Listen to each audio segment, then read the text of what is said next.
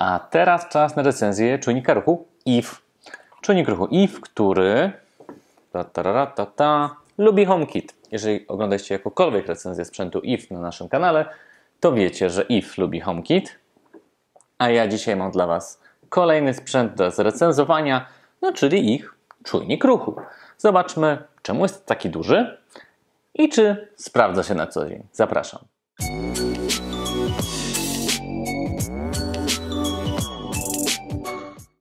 Klasycznie zacznijmy od wyglądu. Wygląd czujnika ruchu IF, który jest duży. Bardzo duży, jeżeli mam być szczery. A myślałem, że IKEA zrobiła duży czujnik ruchu, a IF zrobił jeszcze większy. Więc to mi się średnio podoba, bo uważam, że czujniki ruchu powinny być mniejsze. Spokojnie tutaj bym ze 2 akary zmieścił do środka, ale dobra. Tutaj mamy to miejsce, w którym on wykrywa ruch, a tutaj znajduje się taka czerwona lampka, która miga, gdy zostanie wykryty ruch. To specjalnie ustawiłem w aplikacji, czyli jak mignie, to znaczy, że ktoś za kamerą się poruszył i nie robi tego, co powinien. Nie mignęło. Dobrze. Jeżeli chodzi o montaż tego sprzętu, no to jak widzicie, to nie jest jakaś super zaawansowana technologia obcych.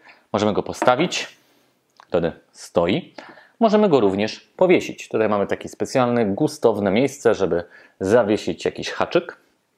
Od razu jak pokazuję Wam tyły tego urządzenia, to możemy zobaczyć, że tu znajduje się kod HomeKit, bo IF Motion Sensor nie potrzebuje żadnej bramki. Możemy go po prostu zeskanować, działa po Wi-Fi i działa samodzielnie. A jak działa? Jak ja to sobie ściągnę, to działa na 2 bateriach AA, które są przy okazji dodawane do zestawu, więc to jest plus, nie musimy się tym martwić. To tyle, jeżeli chodzi o wygląd, a teraz przejdźmy do aplikacji.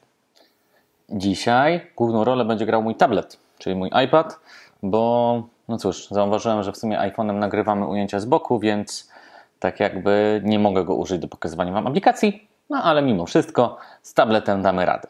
Jeżeli chodzi o ten czujnik ruchu, to wsadziłem go do łazienki i tutaj możemy go zobaczyć, że jest to ruch łazienka, pewnie dlatego, że ciągle nim ruszam tutaj podczas nagrywania. Jeżeli chodzi o samo dodanie go do HomeKit, to jest to naprawdę banalnie proste. Skanujecie kodem, skanujecie sobie tabletem albo iPhone'em kod HomeKit i po chwili tak naprawdę urządzenie się już pojawia w aplikacji. Więc naprawdę jest to szybkie i banalne, tak jak lubię to w HomeKit. Jeżeli chodzi o czujnik ruchu, to pojawia się on nam, jak czujnik ruchu. Z nowym iOS-em już czujniki ruchu przestały być jako takimi zwykłymi czujnikami w pokoju i pojawiały się bardziej w tej górnej belce, gdzie mamy m.in. wilgotność, no i właśnie ruch.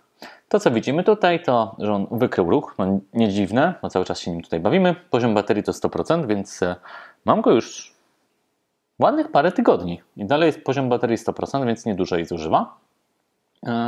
Pokój to jest łazienka, no i oczywiście mamy parę automatyzacji. Ja akurat mam taką automatyzację, że dałem włącz światło po wykryciu ruchu. Czyli gdy zostanie wykryty ruch, to powinien włączyć nam światło. Tyle tak naprawdę, jeżeli chodzi o samą aplikację HomeKit. No jest to czujnik ruchu, więc tutaj nie poszalejemy. Za to możemy przejść do aplikacji IF. Czyli to jest ta aplikacja główna od producenta, która pokazuje trochę więcej. I gdy ja już sobie wejdę do tego czujnika ruchu, to mamy po pierwsze w czasie pokazane, kiedy był wykrywany ruch. Po drugie, informacje, kiedy ostatni raz został wykryty ruch. No i mamy informacje o automatyzacjach, w których jest on wykorzystywany.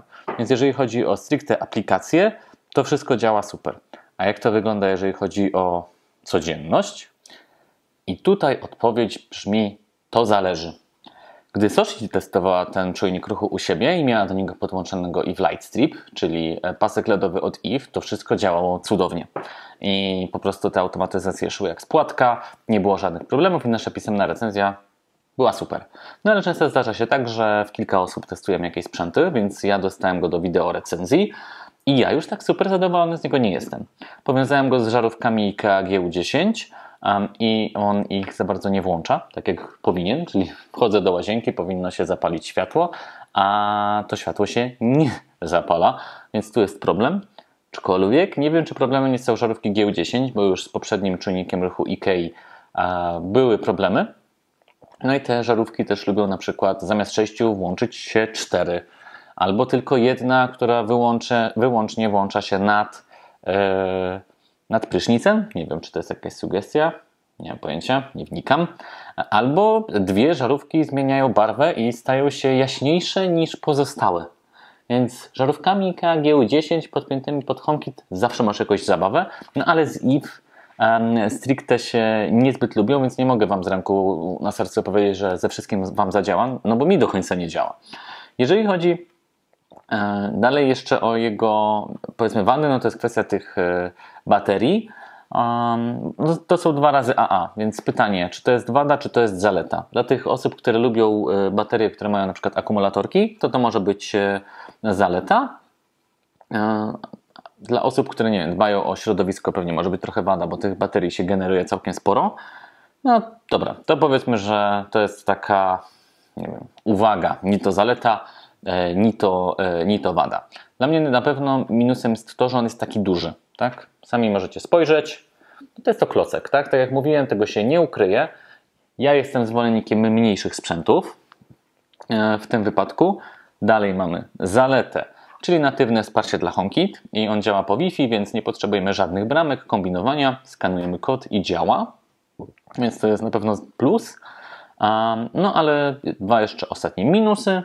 Teraz robię minus, plus, żebyście zgadnęli, co będzie następne, ale kończymy akurat minusami. Czyli brak wsparcia dla Google Asystanta i Amazon Alexy. To jest bardzo fajny czujnik dla miłośników HomeKit, ale tylko. Więc tam nie mamy tego natywnego wsparcia. Oraz moim zdaniem cena, bo on kosztuje około 230 zł i moim zdaniem jesteście w stanie dostać tańsze takie czujniki ruchu. Więc udało nam się, w recenzji Wam go polecamy, a w wideo recenzji już niekoniecznie, ale tak to działa. Różni redaktorzy mają różne spojrzenia na dane sprzęty. Gdy Soshi go testowała wyłącznie w ekosystemie Eve, czyli łączyła go z Eve Lightstripem, działało to świetnie. Gdy ja podłączyłem to do IKEA, czyli do w sumie jednych z najtańszych, jeżeli nie najtańszych żarówek HomeKit, to nie działało to już tak super. A decyzja pozostaje dla Was. Moim zdaniem warto raczej się zaopatrzyć w bramkę Zigbee i sobie dorzucić czujniki ruchu Zigbee, obojętnie jakiego producenta, niż koniecznie Wi-Fi. Też nie jestem jakimś zwolennikiem tego, żeby było bardzo dużo urządzeń Wi-Fi, bo one Wam po prostu zabierają sieć i tyle, tak naprawdę. Ale Eve, pamiętajmy o tym, że robi inne sprzęty też bardzo fajne i bardzo wysokiej jakości. To też zresztą, może o tym zapomniałem wspomnieć, no to jest taki solidny czujnik ruchu. Aczkolwiek moim zdaniem niewystarczający, żeby powiedzieć, że jest to jakiś super fajny albo świetny sprzęt. Ja mam nadzieję, że ta recenzja Wam się przyda, mimo tego, że dajemy Wam trochę sprzeczne sygnały portal z YouTube'em, ale czasem tak bywa. Różne osoby mogą mieć różne opinie. No i zapraszam Was do pozostałych filmów, w sumie recenzji też, filmów. Subskrybujcie kanał, lajkujcie nasze filmy, no i oczywiście popatrzcie na pozostałe sprzęty Eve, które są w naszym portfolio filmów, bo zrobili bardzo dużo fajnych produktów.